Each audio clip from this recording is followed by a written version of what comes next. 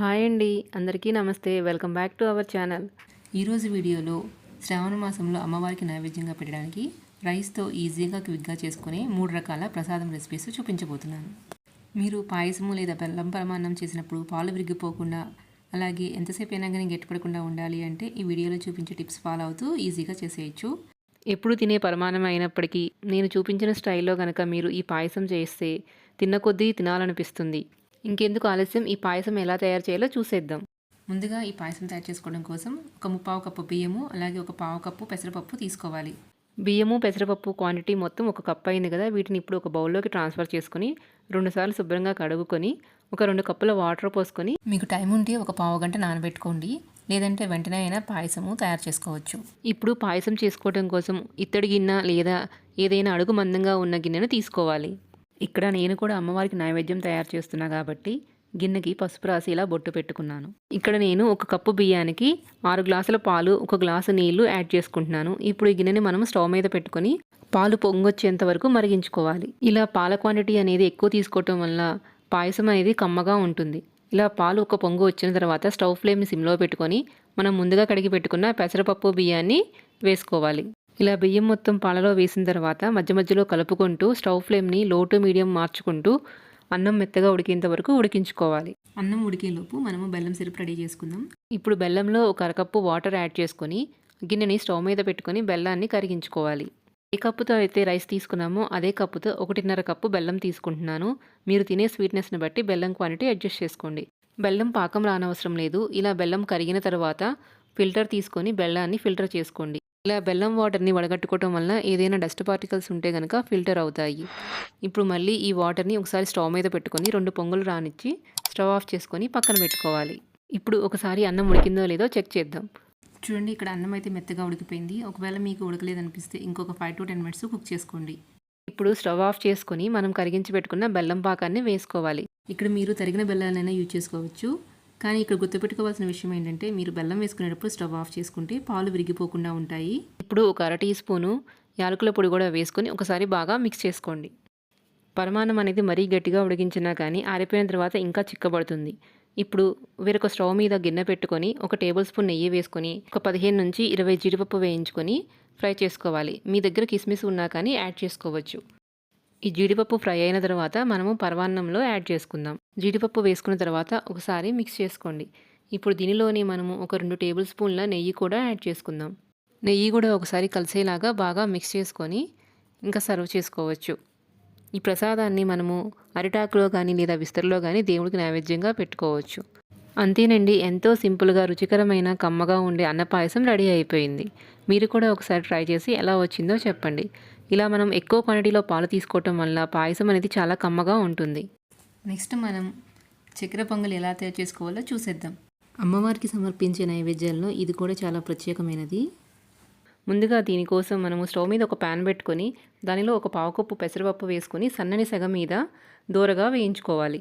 పెసరపప్పు ఇలా కొంచెం రంగు మారిన తర్వాత దీనిలోని ఒక 3/4 కప్పుల బియ్యం వేసుకొని ఒక 2 నిమిషాలు ఫ్రై చేసుకోండి.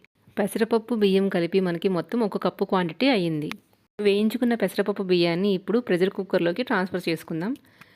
ఈ బియ్యాన్ని ఇప్పుడు ఒక 2 సార్లు శుభ్రంగా వాష్ చేసుకుని దీనిలో 1 కప్పు బియ్యానికి మనము 2 కప్పుల వాటర్ వేసుకోవాలి. అన్నము పొడిలాడుతూ ఉండాలంటే 2 కప్పుల వాటర్ సరిపోతుంది. మీకు కొంచెం మెత్తగా కావాలి అంటే ఇంకొక 1/2 కప్పు ఎక్స్ట్రా వేసుకోవచ్చు. దీనిలోని 1 టీ స్పూన్ నెయ్యి వేసుకొని ఒకసారి మిక్స్ చేసుకొని కుక్కర్ మూత పెట్టి స్టవ్ ఫ్లేమ్ మీడియంలో పెట్టుకొని 3 విజిల్స్ రానివ్వాలి.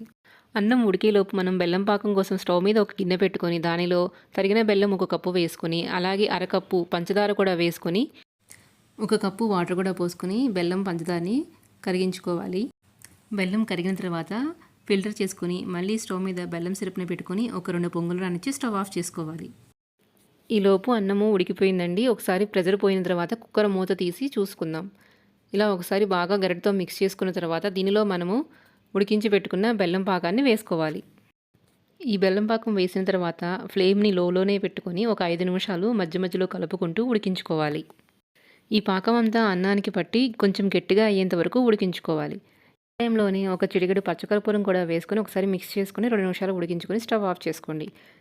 ఇప్పుడు స్టవ్ మీద వేరొక ప్యాన్ పెట్టుకొని 1 టేబుల్ స్పూన్ నెయ్యి వేసుకొని దీనిలోనే సన్నగా కట్ చేసుకున్న ఎండు కొబ్బరి ముక్కల్ని ఒక 2 టేబుల్ స్పూన్లు వేసుకోవాలి. మధ్య మధ్యలో కలుపుకుంటూ ఎండు కొబ్బరి ముక్కల్ని దోరగా వేయించుకోవాలి. ఇలా కొంచెం ఫ్రై అయిన తర్వాత దీనిలోనే ఒక 2 టేబుల్ స్పూన్ల జీడిపప్పు కూడా వేసుకొని దోరగా వేయించుకోవాలి. జీడిపప్పు ఎండు కొబ్బరి ముక్కలు ఇలా బాగా వేగిన తర్వాత వీటిని మనం ముందుగా ఉడికించి పెట్టుకున్న చక్కెర పొంగల్లో వేసుకోవాలి. ఇప్పుడు డ్రై ఫ్రూట్స్ అన్నిటిని ఒకసారి అన్నంలో కలిసేలాగా బాగా మిక్స్ చేసుకోండి. ఇప్పుడు ఒకసారి స్టవ్ ఫ్లేమ్ ఆన్ చేసుకొని సిమ్లో పెట్టుకొని దీనిలో ఒక పావు కప్పు నెయ్యిని కొంచెం కొంచెంగా వేసుకుంటూ ఒక 2 మినిట్స్ ఉడికించుకోండి. ఇప్పుడు ఒక హాఫ్ టీ స్పూను యాలకుల పొడి కూడా వేసుకొని ఒకసారి బాగా మిక్స్ చేసుకొని 2 మినిట్స్ తర్వాత స్టవ్ ఆఫ్ చేసుకోండి.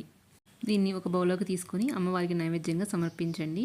చూస్తారు కదండి ఎంతో ఈజీగా చక్కెర పొంగలి ఎలా తయారు చేసుకోవాలో.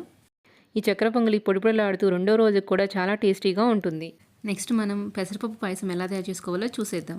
ముందుగా స్టవ్ మీద ఒక ప్యాన్ పెట్టుకొని దానిలో ఒక పావు కప్పు పెసరపప్పు వేసుకొని మంటని లో ఫ్లేమ్లోనే పెట్టుకొని దోరగా ఫ్రై చేసుకోవాలి. పెసరపప్పు ఇలా దోరగా ఫ్రై అయిన తర్వాత వీటిని ఒక బౌల్లోకి ట్రాన్స్ఫర్ చేసుకోవాలి. ఇప్పుడు దీనిలోని ఒక 2 టేబుల్ స్పూన్ల బియ్యము అలాగే ఒక హాఫ్ టేబుల్ స్పూను సన్నసగ్గుబియ్యము వేసుకొని 2 సార్లు శుభ్రంగా వాష్ చేసుకొని తగినన్ని వాటర్ పోసుకొని ఒక 15 to 20 మినిట్స్ నానబెట్టుకోవాలి. ఇవి నానలోపు స్టవ్ మీద ఒక కడాయి పెట్టుకొని దానిలో ఒక టేబుల్ స్పూన్ నెయ్యి వేసుకొని ఒక 20 జీడిపప్పు వేసుకొని దోరగా ఫ్రై చేసుకొని పక్కన పెట్టుకోవాలి. నెక్స్ట్ అదే కడాయిలో ఒక హాఫ్ కప్పు తరిగిన బెల్లం తీసుకొని దానిలో ఒక పావు కప్పు వాటర్ పోసుకొని బెల్లాన్ని కరిగించుకొని ఫిల్టర్ చేసుకొని పక్కన పెట్టుకోవాలి. బెల్లం సిరప్ ఫిల్టర్ చేసుకున్న తర్వాత స్టవ్ మీద పెట్టుకొని ఇలా 2 పొంగులు వచ్చిన తర్వాత స్టవ్ ఆఫ్ చేసుకోవాలి. ఇప్పుడు స్టవ్ మీద ఒక మందపాటి గిన్నె పెట్టుకొని దానిలో ఒక హాఫ్ లీటర్ మిల్క్ యాడ్ చేసుకోవాలి. మిల్క్ని బాగా మరిగించుకోవాలి. పాలు ఇలా బాగా పొంగు వచ్చిన తర్వాత మంటని లో ఫ్లేమ్లోకి టర్న్ చేసుకొని మనం ముందుగా నానబెట్టుకున్న పెసరపప్పు బియ్యాన్ని యాడ్ చేసుకోవాలి. ఇప్పుడు వీటిని ఒకసారి బాగా మిక్స్ చేసుకొని మంటని లో టు మీడియం అడ్జస్ట్ చేసుకుంటూ మూత పెట్టుకొని రైస్ మెత్తగా కుక్ అయ్యేంత వరకు ఉడికించుకోవాలి. ఈ పాయసంలో మనము పెసరపప్పు క్వాంటిటీ ఎక్కువ తీసుకుని రైస్ తక్కువ తీసుకున్నాం కాబట్టి టేస్ట్ చాలా బాగుంటుంది. ఇలా రైస్ మెత్తగా కుక్ అయిన తర్వాత మనము ముందుగా రెడీ చేసి పెట్టుకున్న బెల్లం సిరప్ని యాడ్ చేసుకోవాలి. బెల్లం యాడ్ చేసుకునే ముందు తప్పకుండా స్టవ్ ఆఫ్ చేసుకోండి, పాలు విరిగిపోకుండా ఉంటాయి. బెల్లం సిరప్ అంతా రైస్లో కలిసేలాగా ఒకసారి బాగా మిక్స్ చేసుకోవాలి. ఇప్పుడు మళ్ళీ స్టవ్ ఆన్ చేసుకొని మంటని లో ఫ్లేమ్లోనే పెట్టుకొని ఫ్రై చేసి పెట్టుకున్న డ్రై ఫ్రూట్స్ని అలాగే ఒక హాఫ్ టీ స్పూను యాలకుల పొడి యాడ్ చేసుకొని ఒకసారి బాగా మిక్స్ చేసుకోవాలి. ఒక 2 మినిట్స్ కుక్ చేసుకున్న తర్వాత స్టవ్ ఆఫ్ చేసుకోవాలి. పెసరపప్పు పాయసం రెడీ అయిపోయింది కదండి. ఇప్పుడు దీన్ని ఒక బౌల్లోకి ట్రాన్స్ఫర్ చేసుకొని అమ్మవారికి నైవేద్యంగా సమర్పించండి. చూసారు కదండి, రైస్తోనే మనం 3 రకాలుగా డిఫరెంట్గా పాయసం ఎలా తయారు చేసుకోవచ్చో. మీకు నా వీడియోస్ నచ్చినట్లయితే ఇలాంటి మరిన్ని రెసిపీ అప్డేట్స్ నోటిఫికేషన్ మీకు రావాలంటే మన ఛానల్ని సబ్స్క్రైబ్ చేసుకోండి.